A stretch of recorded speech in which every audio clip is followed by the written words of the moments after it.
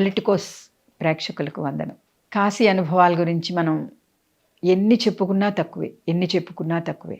నేను నేర్చుకున్నది క్రియాయోగా అండి. నేను పాటిస్తున్నది హిందూ ధర్మం. నేను ఉంటున్న చోటు ఏదైనా సరే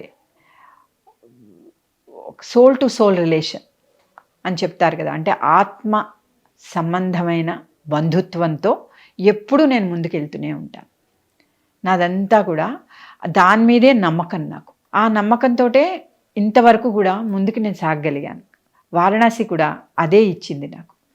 కాశీ అంటే ఇప్పుడు చూసే కాశీలో అనేక రకాలు ఉన్నాయి. హిందూ యూనివర్సిటీ ఉంది, లేకపోతే ఘాట్స్ ఉన్నాయి, గంగా నది ఉంది, అసీ నది ఉంది, లేకపోతే వరుణా నది ఉంది, అసీ నది ఉంది, లేకపోతే హారతిచ్చే దశాశ్వమేధ ఘాట్ ఉంది. అనేక రకాల ఘాట్లు ఉన్నాయి. ఇవి ఏవి కాదు కాశీ అంటే అనేది నా నమ్మకం అండి. అసలు కాశీ అంటే ఇవి ఏవి కాదు. కాశీ అనేది మన శరీరం. ఆ శరీరాన్ని ఎలా అయితే మనం అందంగా హెల్దీగా ఉంచుకోవాలి అని అనుకుంటున్నామో అదే కాశీ. ఆ కాశీని మనం చూడగలగడం అక్కడికి వెడితేనే సాధ్యం. ఆ విశ్వనాథుడి ఆ లయమైన చోట్లో మనం చూడగలము అనేది నా నమ్మకం.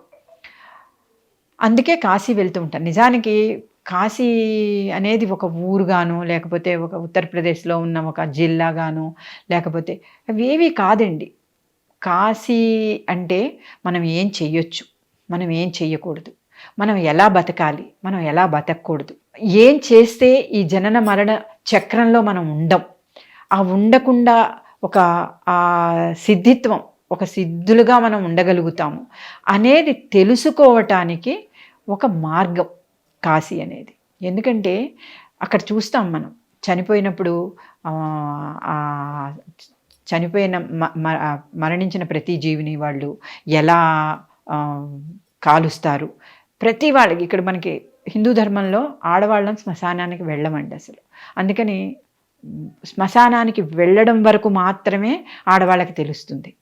శ్మశానానికి వెళ్ళిన తర్వాత జరిగే కార్యక్రమాలు ఏవి కూడా నిజం చెప్పాలంటే 1998 వరకు కూడా నాకు అవి తెలియవు. ఎప్పుడైతే నేను వారణాసి వెళ్ళిన తర్వాత నాకు ఆ తర్వాతవి తెలుస్తున్నాయి. అసలు మరణించిన తర్వాత ఎలా ఉంటుంది ప్రపంచం,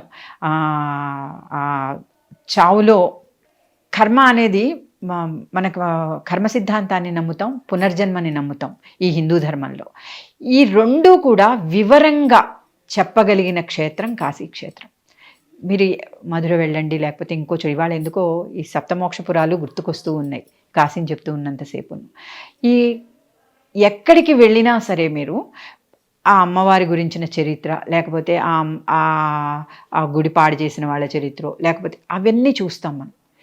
కాశీలో మాత్రం అవన్నింటితో పాటు అవి కూడా చూస్తాము. అవన్నింటితో పాటు జనన మరణాలు ఎలా ఉంటాయి, కర్మ అంటే ఏంటి, కర్మ ఎలా వస్తుంది మన దగ్గరికి, మనం ఏం చేస్తే ఏం పొందుతాం, ఇవన్నీ కూడా అక్కడ ఒక 10 మరణించిన వాళ్ళని చూడటం వల్ల, 10 మంది కథలు విని మనం ఈ కాల్చేసే శవాల దగ్గర కూర్చుని ఆ బంధువులతోటి మాట్లాడితే వాళ్ళు ఎలా పుట్టారు, ఎలా పోయారు, ఆ పోయినప్పుడు ఎలా ఉండేది వాళ్ళది, పుట్టినప్పుడు వాళ్ళు ఏంటి, ఇవన్నీ కథలుగా నేను విన్న తర్వాత నాకు అనిపించింది ఒకటే, ఎక్కడికో వెళ్ళి మనం ఏది అనుభవించాం. ఈ కలియుగంలో ఇక్కడే మనం చేసినవన్నీ ఇక్కడే మనం అనుభవిస్తాం. లేకపోతే అందరికీ ఆనందమే కదా ఉండాల్సింది. ఆనందం కాకుండా దుఃఖం ఉంది అంటే అర్థం ఏంటి? ఆ దుఃఖమే మన కర్మ. ఈ దుఃఖంలోకి ఎప్పుడైతే మనం నెట్టివేయబడుతున్నామో, ఎప్పుడైతే బలవంతంగా తోస్తున్నామో దాంట్లోకి మనమే, ఎవరో కాదు, బయట వాళ్ళు ఎవ్వరూ కాదు, మనకి దుఃఖం వచ్చినా మన సంతోషం వచ్చినా అన్నింటికీ కారణం మనమే. ఆ నేను అనే ఆ దుఃఖంలో ఉండే నేనేంటి, ఆ సుఖంలో ఉండే నేనేంటి, ఆ ఆనందం అనే నేనేంటి, అవన్నీ కూడా నేను అసలు ఏంటి అనేది తెలుసుకోవటానికి కాశీక్షేత్రం చాలా ఉపయోగిస్తుందండి. ఆ నమ్మకం, ఆ లయకారుడు మనకి అక్కడికి వెళ్ళంగానే ఏమేం చెయ్యొచ్చు, ఏమేం చేయకూడదు చెప్తూ ఉంటాడండి, మొట్టికాయ వేసి మరీ చెప్తాడు. అన్నీ చూసేస్తాం, మళ్ళీ వస్తాం. అవడానికి ఇది కాశీ. కానీ ఈ కాశీని హైదరాబాద్ తీసుకొస్తే హైదరాబాద్ అయిపోతుంది, కాకినాడ తీసుకెళ్తే కాకినాడ అయిపోతుంది, రాజమండ్రి తీసుకెళ్తే రాజమండ్రి అయిపోతుంది, గోవా తీసుకెళ్తే గోవా అయిపోతుంది. అందుకని కాశీ వెళ్ళటం. కాశీ వెళ్తే కాశీలాగా ఉంటుంది. ఆ కాశీలో మరణించడం ఎందుకంటే అక్కడ అసలు నేను అనేది ఏంటి అనేది నాకు తెలుస్తుంది. అప్పుడు నేను లయం అవ్వగలుగుతాను. ఆయనలో లయం అవ్వటానికి నిజంగా నేను లయమయ్యే స్థితిలో ఇక్కడ ఉన్నాననుకోండి, హైదరాబాద్లో నేను ఉంటే ఇది కాశీ నాకు. కానీ నేను కాశీలో ఉండటం లేదు, ఇక్కడ ఉంటే హైదరాబాద్లోనే ఉంటున్నాను నేను. ఎప్పుడైతే నేను హైదరాబాదులో ఉన్నా కూడా నేను కాశీలో ఉన్నాను అని నాకు అనిపిస్తుందో ఆ రోజు నేను కాశీలోనే మరణిస్తాను. ఆ మరణం, కాశీలో మరణం అనే ఆ ప్రక్రియ జరగాలి అంటే నేను కాశీలోనే ఉండాలి అని అనుకునే స్థితి కాదు. నేను కాశీలో కాకుండా ఎక్కడ ఉన్నా నేను కాశీలో ఉన్నాను అనుకునే స్థితి నాకు రావడానికి కాశీలోనే ఉండాలి నేను. లేకపోతే నాకు సాధ్యం కాదది. కాశీలో ఉన్నాను కదా అని చెప్పేసి ఏమాగాను? కాశీకి వెళ్ళినప్పుడు బెనారస్ చీర బేరం చేసి కొనుక్కుంటున్నాను, పాన్ తింటున్నాను, నేను ఆవు పేడేసిందంటున్నాను, కుక్ ఇంకోటి చేసిందంటున్నాను, అక్కడ కుక్ ఉందంటున్నాను. ఇవన్నీ నేను చెప్తూనే ఉన్నాను మీకు. మొదటి నుంచి చివరి వరకు ఇన్ని ఎపిసోడ్స్ చూసిన తర్వాత నేను కాశీలో ఎక్కడున్నాను? ప్రతి దాంట్లోనూ నేను వెళ్తున్నాను. ఇవి ఏవీ లేని స్థితి ఏ రోజైతే నేను పొందగలుగుతానో అదే కాశీ. ఆ కాశీలోకి నేను వెళ్ళిన తర్వాత నాకు మరణము, పుట్టుక ఎందుకుంటాయి?